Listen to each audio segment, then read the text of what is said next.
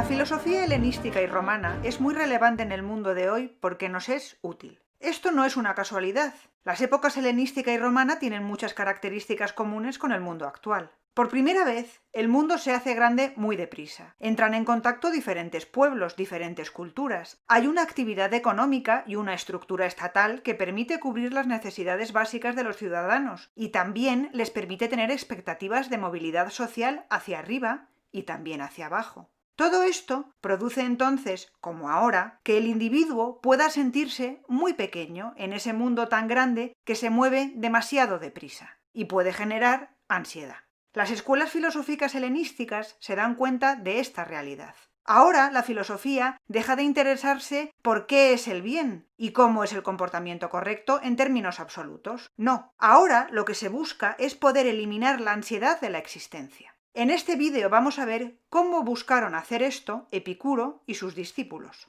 Epicuro nació en la isla de Samos en el año 342 a.C. y murió en Atenas en el año 271 a.C. Estudió filosofía desde los 14 años. Su influencia principal es el atomismo de Demócrito. Fundó su primera escuela en Mitilene, en la isla de Lesbos, en el año 311 a.C., pero la que se hizo famosa fue la que fundó años más tarde en las afueras de Atenas, que era su casa, conocida como el Jardín, aunque más bien era un huerto, en el que vivía con sus amigos y seguidores, ojo, y seguidoras, que, oh maravilla, esta es la escuela griega que resultó escandaloso en su tiempo porque trata a las mujeres en términos de igualdad.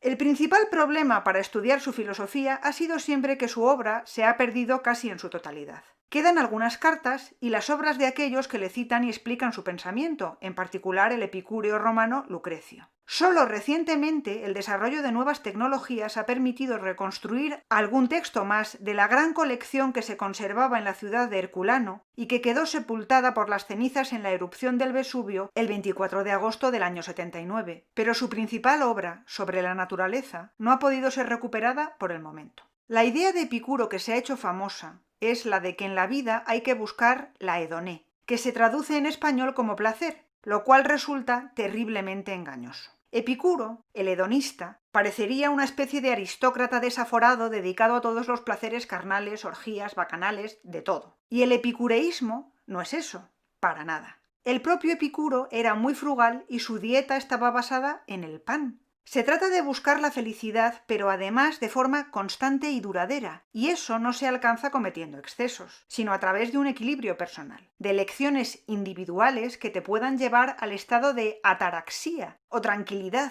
que era el más deseable según Epicuro. Para esto es necesario primero cubrir todas las necesidades básicas y evitar lo que más nos hace sufrir a todos, a saber, el dolor y el miedo. Luego, lo primero es rodearse de amigos, que para Epicuro son lo más importante en la vida. De las cosas que la sabiduría nos da para la bendición de toda nuestra vida, con mucho la más importante es la posesión de la amistad. Y dedicarse a las actividades que nos agraden, sin caer en excesos, porque eso nos va a dejar secuelas de dolor y desequilibrio. Se puede apreciar la buena comida y el vino, pero es perjudicial comer demasiado o emborracharse, porque eso nos causará efectos secundarios dolorosos. De ahí que Epicuro alabe la sabiduría y la prudencia que deben regir nuestras elecciones. Incluso considera que es un exceso perseguir desesperadamente la riqueza. Nos dice: una vida libre no puede adquirir gran riqueza, porque la tarea no es fácil sin caer en la esclavitud respecto a la masa o respecto a quienes ostentan el poder. Y si de alguna forma se consigue gran riqueza, se podría compartir fácilmente para obtener la buena voluntad de los vecinos. El epicureísmo nos da una guía en la vida para buscar esa felicidad equilibrada que nos permitirá vivir lo mejor posible, siempre desde una óptica afable, prudente y llena de curiosidad hacia el mundo, porque su objetivo es que tengamos una vida agradable. Pero en realidad este núcleo central del pensamiento de los epicúreos se basa en una manera de entender el mundo, que les ha llevado a estas conclusiones. Porque ante el mismo problema de cómo vivir lo mejor posible, hay otras respuestas, como la de los estoicos que propugna anular deseos y esperanzas, o la de las religiones que conducen a la oración a la espera de un más allá en el que todo sea mejor. El epicureísmo es una escuela filosófica porque tiene un pensamiento completo. La ética que propugnan es la consecuencia lógica de una idea sobre la física. ¿Cuál es esa? Pues la idea de los presocráticos Leucipo y Demócrito, de que solo existen los átomos y el vacío. Los átomos son eternos, pero se combinan de forma diferente en seres que no lo son. Los seres vivos somos combinaciones de átomos, ni más ni menos. Esta base tan simple y tan sorprendentemente próxima a la realidad, así enunciada sin tener instrumentos de precisión ni nada parecido, da para mucho, porque lleva a los epicúreos a sus posturas sobre el conocimiento, la vida y la muerte, y la ética, así, de un solo golpe. En materia de conocimiento, el atomismo lleva a los epicúreos a ser lo más parecido a los empiristas que te puedas encontrar. Solo somos átomos, o sea que solo tenemos nuestro cuerpo y nuestros sentidos para conocer.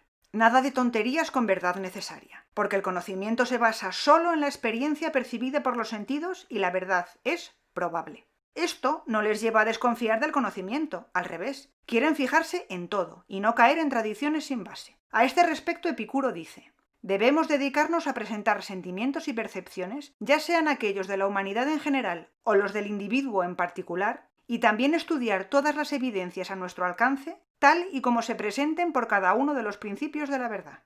En el estudio de la naturaleza, no debemos seguir asunciones vacías o leyes arbitrarias, sino seguir lo que dicten los hechos, porque nuestra vida no necesita ahora sin razón ni falsa opinión. Además, su curiosidad por el mundo y la decidida voluntad de no dejarse guiar por falsas opiniones llevarán a los epicúreos a algún acierto totalmente insospechado. Los epicúreos son los primeros en hablar de selección natural. Como todos los seres vivos son combinaciones de átomos, tienen la idea de que ha habido múltiples combinaciones, o sea, múltiples especies, que surgieron y han desaparecido porque no tuvieron éxito, y que las que conocemos han perdurado porque sí lo han tenido. Lucrecio afirma: muchas especies de animales deben haber perecido o haber sido incapaces de perpetuarse. En cada especie que ves respirando, la vida ha sido protegida desde el principio de su existencia gracias a su astucia, su valor o su velocidad.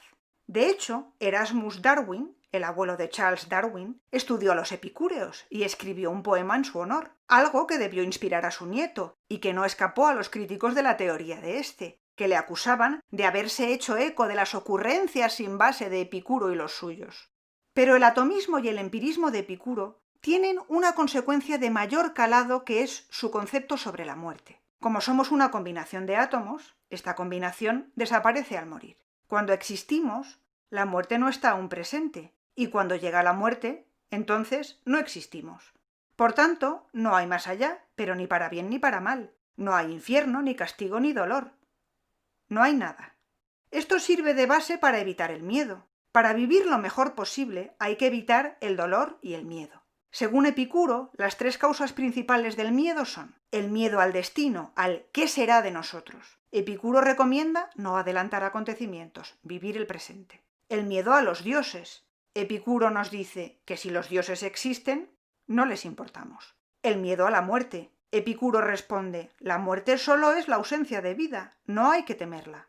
Ante la realidad de la vida, lo mejor es librarse del miedo, que no tiene sentido, y crearse una vida lo más agradable posible. Los amigos, los gustos de cada persona dentro de la prudencia, la libertad y la curiosidad por el mundo son los mejores elementos para construirla. El epicureísmo acompaña esto de una gran tolerancia hacia el prójimo, y eso también tiene que ver con Demócrito y el atomismo. Por convención dulce, por convención amargo, por convención caliente, por convención frío, por convención color, pero en realidad átomos y el vacío. Es una frase atribuida a Demócrito por Diógenes Laercio. Lo único inamovible es que somos átomos, lo demás es una convención, es un acuerdo que nos es útil, pero no es una verdad absoluta. Esto lo aplican los epicúreos a todo. La justicia de la naturaleza es una promesa de utilidad recíproca, de no hacer daño ni sufrir daño. La justicia no era una cosa por derecho propio, pero existe en relaciones recíprocas en aquellos lugares en los que hay un pacto sobre no hacerse daño mutuamente, dice Epicuro. Así, todo es producto de acuerdos que son útiles. Los epicúreos son tolerantes con religiones y costumbres, pero analizan todo sin dar nada por sentado, sin afirmar que algo sea precisamente más que una costumbre. Así, la mujer no les parece realmente inferior al hombre. Eso es la convención, la costumbre griega, no una verdad en sí. Por eso ellos sí aceptan mujeres en su escuela y a todo tipo de personas con o sin formación. Y así se completa la visión global de lo que es el epicureísmo, que nos puede ser útil a nosotros también para valorar qué merece la pena en la vida y cómo enfrentarnos a ella. Los amigos, la prudencia y la tolerancia como bases para alcanzar el equilibrio personal. Eso sí, sin dejarnos engañar por costumbres enraizadas que pueden ser mera palabrería. Es imposible vivir agradablemente si no se vive prudentemente, honorablemente y justamente. Y es imposible vivir prudentemente, honorablemente y justamente sin vivir agradablemente.